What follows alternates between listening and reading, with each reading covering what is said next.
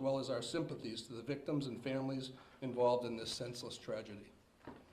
Thank you, and I'll turn it back over to Mike. Thank you, Chief. I appreciate that. So I guess for starters, I want to make sure that we always take a moment to acknowledge the victims, their families, and how this is negatively impacting the state of Maine, the city of Lewiston, and really our entire country.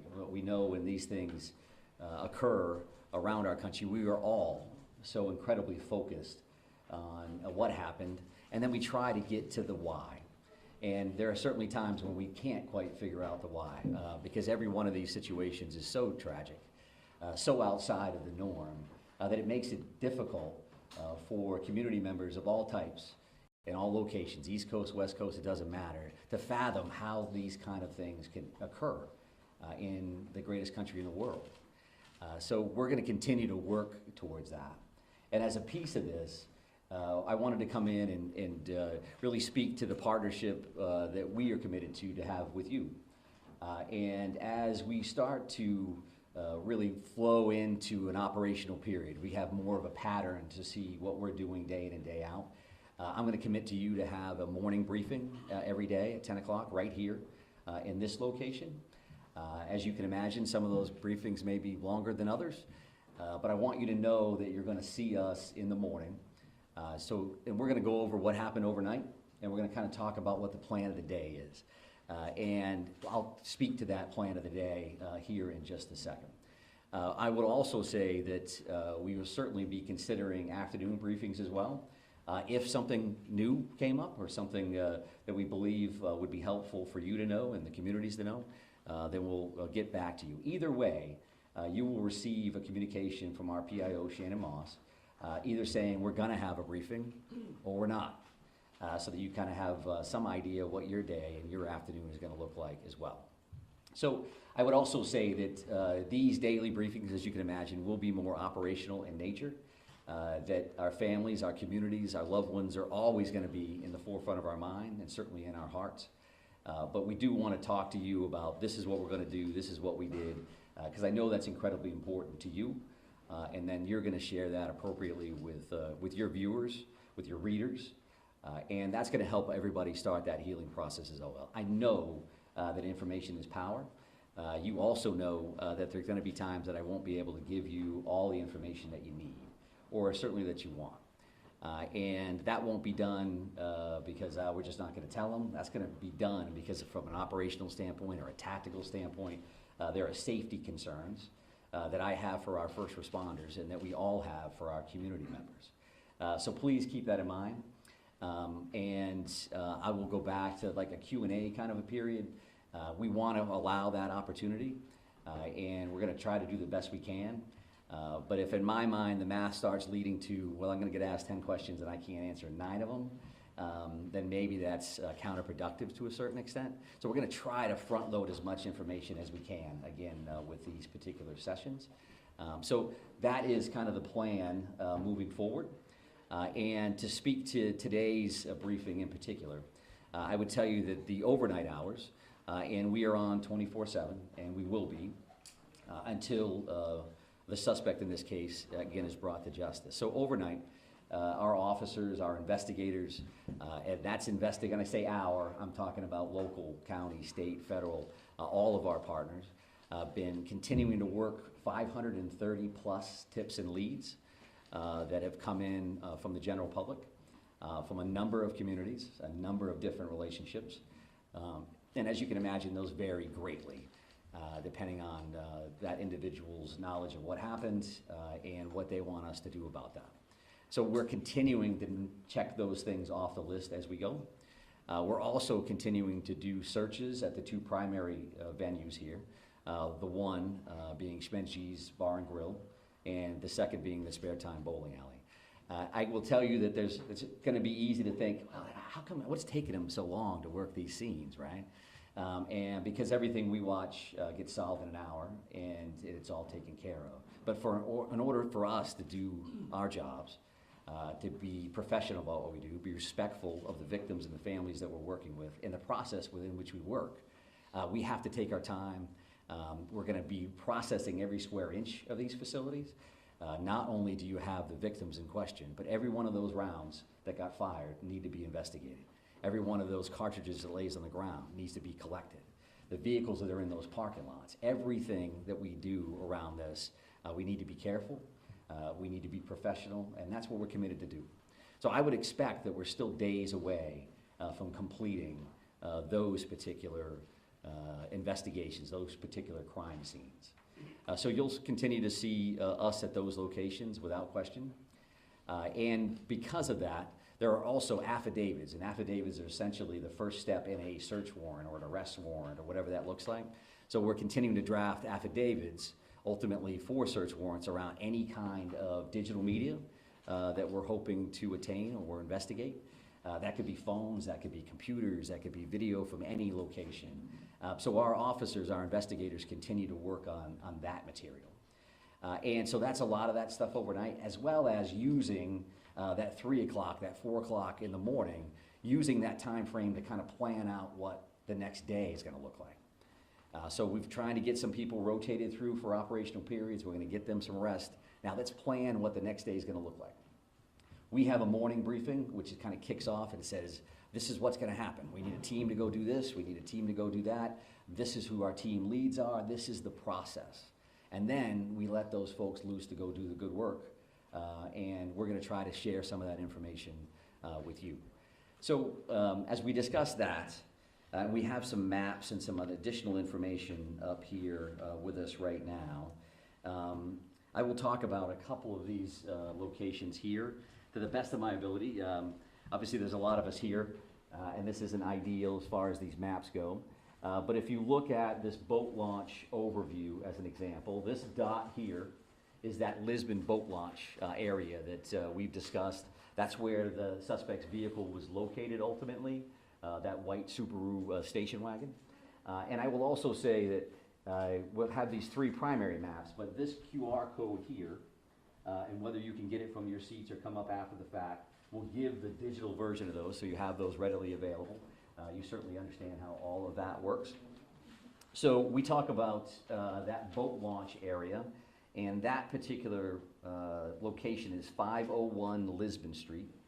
Pejebscott Landing. Pejebscott Landing is at this location. I believe we have some of our friends from the media that are out in that area now.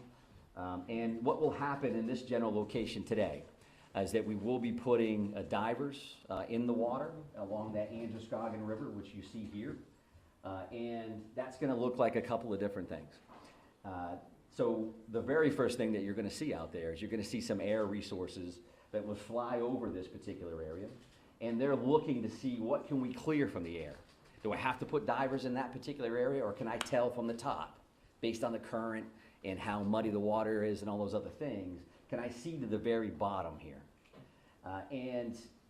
So that's going to start this entire process.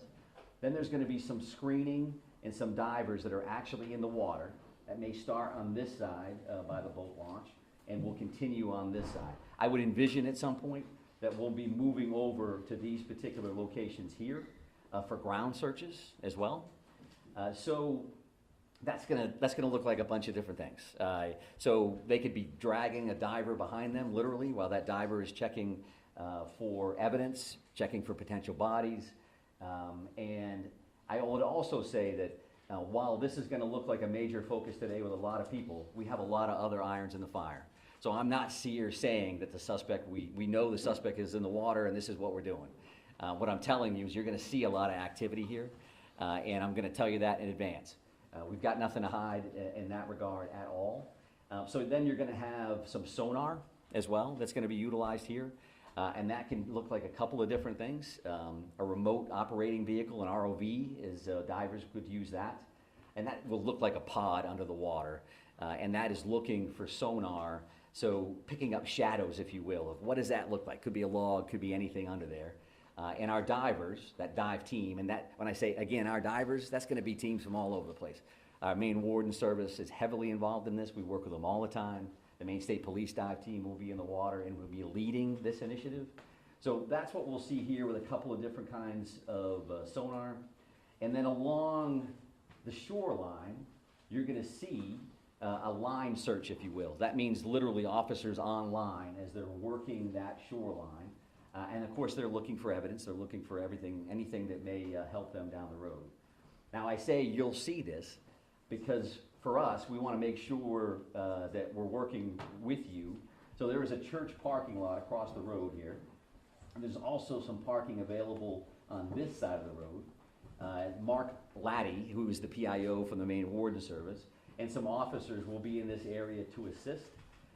So if you decide that you want to go to that location to pick up video and see what they're up to, then I think there's some parking opportunities here. This 196 can be busy. This area here happens to be pretty low speed. At least that's what the speed limit is. So we're going to be around there to try to keep that as safe as possible. But we want you to be mindful that we may ask you not to stand on a railroad trestle, or we want you to get your coverage. We want to be partners with you. However, you're not going to be able to have full access to that site. I think that's common sense. And we want to make sure that you can do your jobs and we can help you facilitate that. So you're going to see a bunch of people in that area, that 531 Lisbon Road. A couple of these other locations, if we start here, this is the bowling alley scene. This red dot is actually where that is. You all understand that. We will have some additional officers there checking this wood line and continuing to do those sweeps, those searches. There was a lot of shots fired in these locations. We want to make sure we have all the evidence humanly possible. And then this is far from ideal, considering it's directly behind the podium. But this is... Can we do that? We're jammed in here with the wall. Yeah, we may lean towards that QR code. If you can't see that, I apologize. We'll have to take a look at this particular option in the future if this works for us. But the bar and grill here, there is a red dot, and you can see some wood line around that. Each one of these locations is going to have lots of police officers there, as you imagine. A piece of all of these things will have a QRF, or a quick reaction force. So we're going to maintain security here because clearly, as you realize, the suspect in this case is not in custody. That continues to be our focus. And I think if you look at these two things, we have an investigative bucket with a great deal of resources that are investigating the crime, what occurred. And there's clearly an apprehension team here with a lot of folks that are involved in that. And of course, they're going to intermingle. That's a given. But I think in this scenario, I want you to keep those two things in mind because even though we're going to be active with this search and the investigative side, always in our mind, we're going to be looking for the suspect and making sure that the people that are involved in these various searches, to include yourselves, are safe. So that is clearly another focus that we have in mind. I would also like to talk about if we talk about procedures, you talk about practices. There was a lot of activity last night from members of the media in Bowdoin. And what I would tell you is that I'm showing you these three locations. There's a bunch of others that we're going to be working on. And that's not, so we don't have 50 maps up here. We're just going to be working on other locations. And that's not meant to be secretive. That's just to tell you that we're going to be all over the place. That's not saying that we know that the individual is in this house, or we know the individual is in that house, or they're in that swath of land, this acreage. That's not what we're doing. But we do look at all these situations as if the individual could be in there. And if that's the case, you'll see tactical teams at some point. A lot of folks are just dressed in a more casual manner, or a BDU, or battle dress uniform, just because they're going to be out in the woods and they're going to be out crawling around. So that doesn't mean, just because we're making announcements on over a PA system, that the individual is in there and we have an armed standoff and there are police swarming. There's just a lot of resources that it takes to work these scenes, right? I mean, I think that part of it, again, is common sense. And we want to be as forthright as we can around that as well. We won't be able to say every time we're hitting a location, hey, we're going to be at this spot, and because that's just not practical, and it's not safe for a lot of folks. So if you hear announcements in PA systems, as an example, a piece of that is us just giving notification that, yes, in fact, we are the police. We are going to be knocking on this door. We would like you to come out if you're in there. Some of that is case law oriented. Some of that is best practice. And some of that's just standard operating procedures from our end. So keep that in mind. If you have a question, you can certainly reach out to Shannon Moss. Many of you have, and if we can answer it, we will. It may not be immediate, but we're going to do the best we can to do that. And I think we'll be better at that, again, as we kind of get into this flow. Now we know what we're working with. It's starting to settle in as much as a tragedy like this can. And again, we want to be good partners with you across the board. So let me just take a look to make sure I've covered everything that I wanted to cover. I would also say that this is a big deal here, this particular link, and Shannon will be sending that out through her media list. So this is a digital tip line. And what a digital tip line would mean is anybody, yourselves included for whatever reason, if you've got a photo, if you've got a video of what happened, or something that you think is evidentiary in nature, you think that it would be valuable for us to have, you can upload that information through that link. And that link stems from best practice in other communities where tragedies like this have occurred, that a lot of people have a lot of information. Where does it go? Maybe this is the key. I don't think they know that. Or they probably do know that. 75 other people sent it to them. Send it to us anyway. And we want to see that information. So that's pictures, that's video, that's any of that kind of material to that particular link. And again, the QR code is something that we already talked about from a mapping perspective. I would say that our ongoing victim services efforts, that is something that we're working with victims' families, the community as a whole, and we are working with families that have currently been notified. We're continuing to identify victims in this case, and as those occur, additional resources will be available to the general community. I would say, again, as a little bit of a reminder, some searches you may see, well, why does that search have an armored vehicle involved, and then they're walking along the river, shoulder to shoulder. Some of those are going to be tactical ground searches versus just a kind of standard line search or grid search. The Maine Warden Service do this stuff all the time. They're incredible, searching for people, and incredibly valuable for us as it kind of expands out to evidence in many of these circumstances. We do clearly continue to have air assets, whether that's helicopters or planes, just because they're involved. Again, as we mentioned here, right? That's going to be an overview. They're just flying over that site. They may be hovered someplace else. Is that because we found the suspect? That's not a guarantee that that's the case at all. I would also tell you probably new information. Initially, that first night, we had 70-ish or so witnesses. The FBI has been incredibly helpful with things that may sound as simple as you've got to transcribe 70-plus witness statements. They're bringing a lot of resources to play, and so we're continuing to do a lot of that work behind the scenes as well.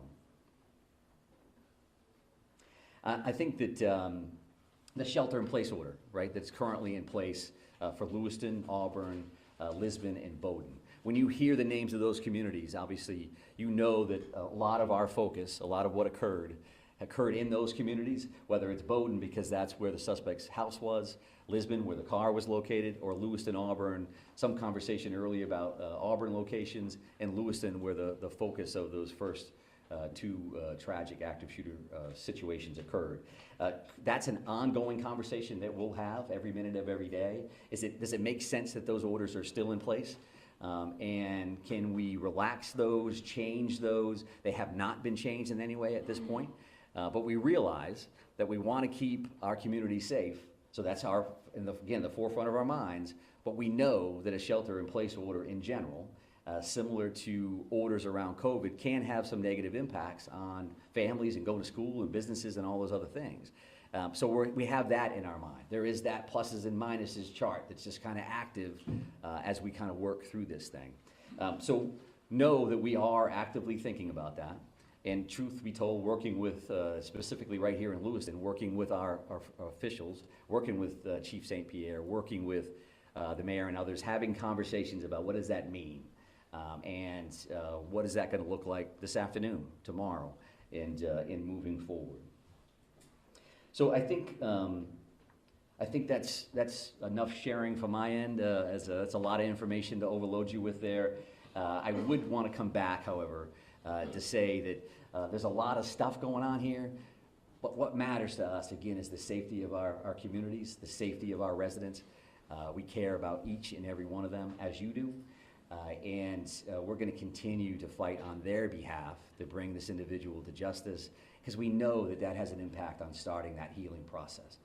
It's not a slam dunk. It's not when we got them, now everybody's better. This is going to take a while, right? It's going to take a while for communities to work through. It's going to take forever for families to work through. You lose somebody that you love. That's a big, big deal. So I don't want to get lost in the minutia of this is what we're doing and this is a map and it's a QR code.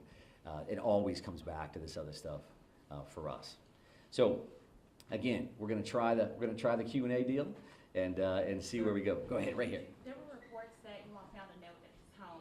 Do you know the contents of the note? Can you share that?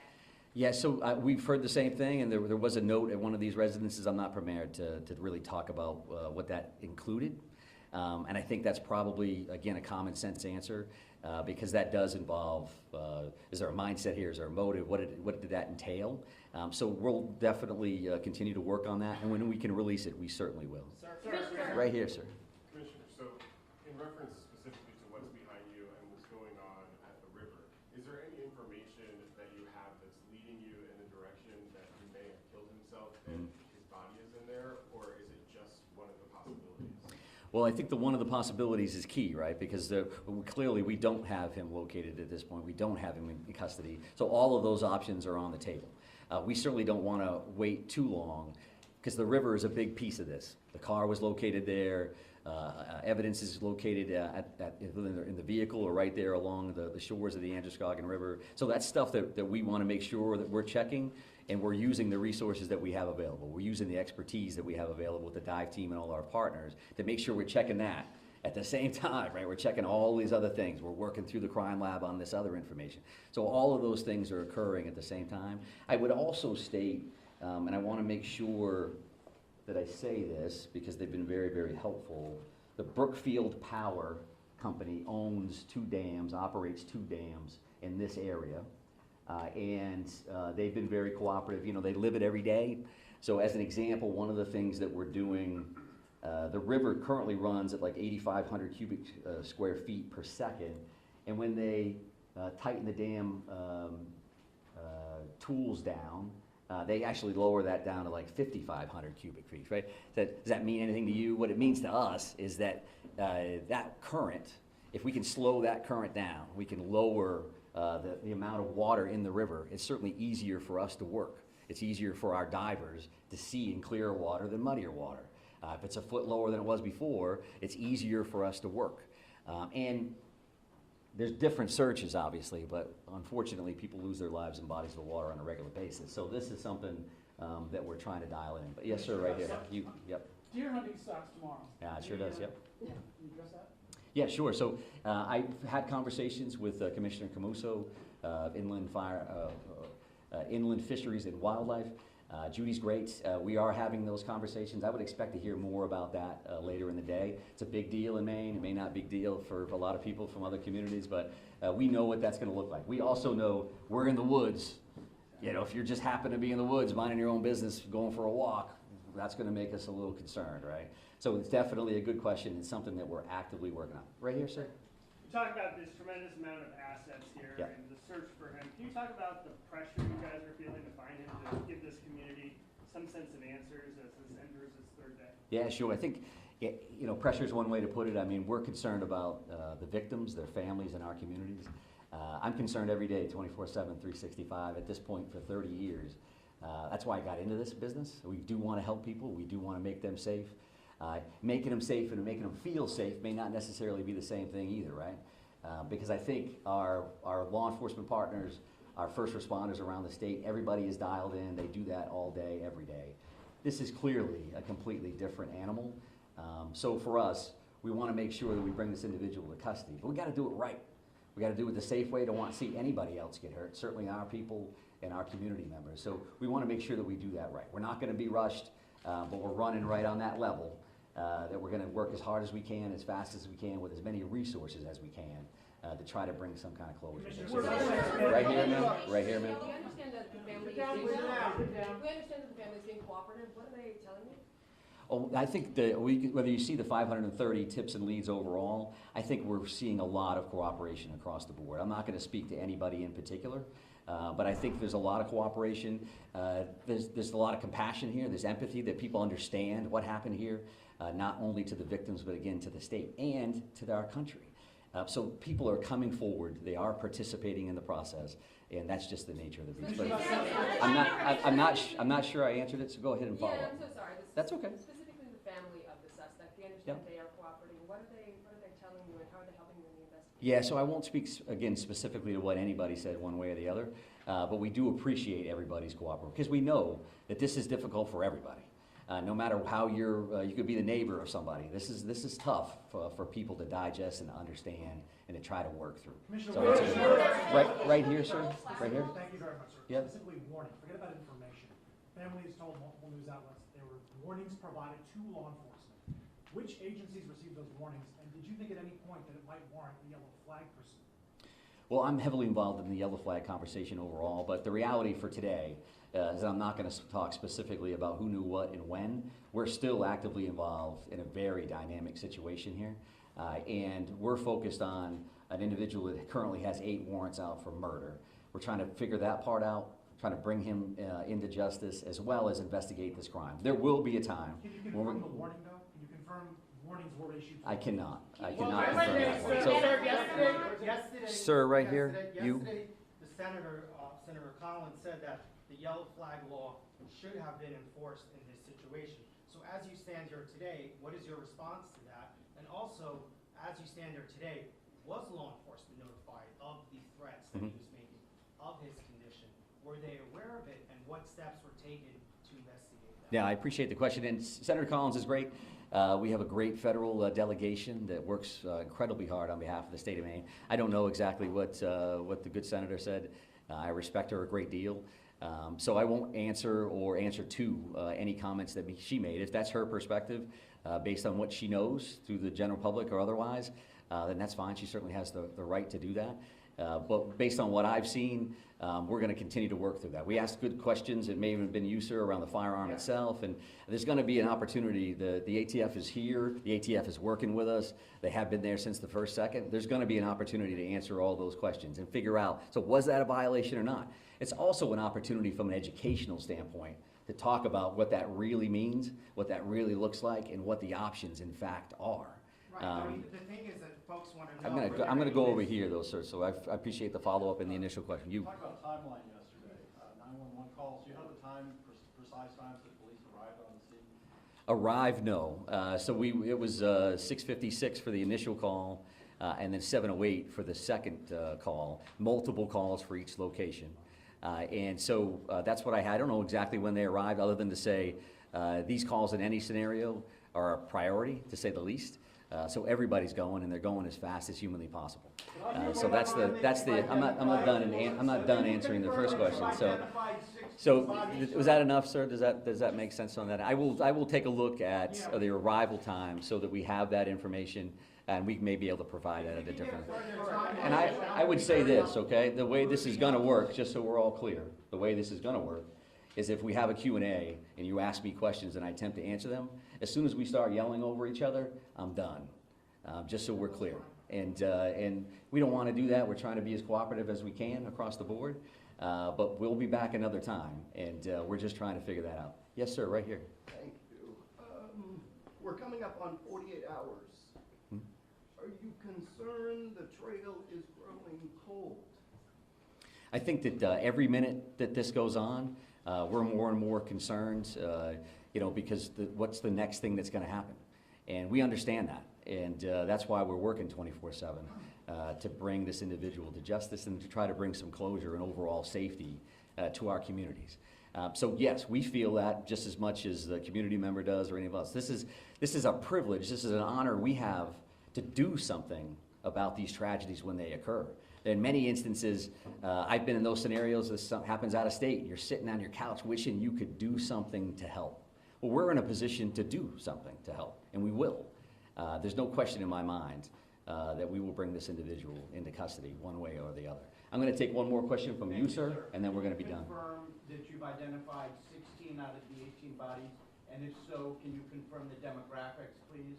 Yeah, and I think that that may be a question, the specifics may be a question for a future briefing. We have identified and notified the families of 8 of the 18 fatalities that were involved in this incident. We mentioned those 8 murder warrants, and the reason why we have 18 victims, we only have 8 of those warrants. That's because 8 of those people have been identified, and 8 of those people, the families have been notified, which is certainly key for us to make sure we get that right.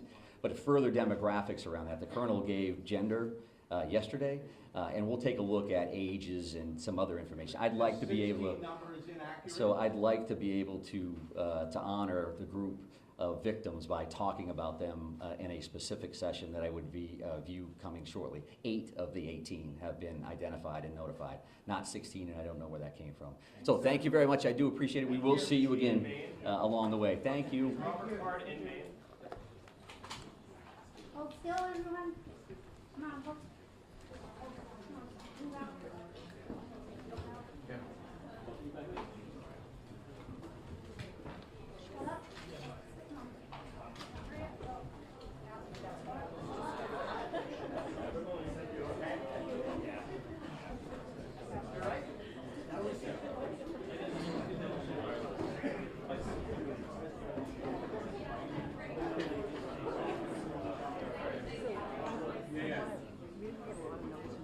Yeah.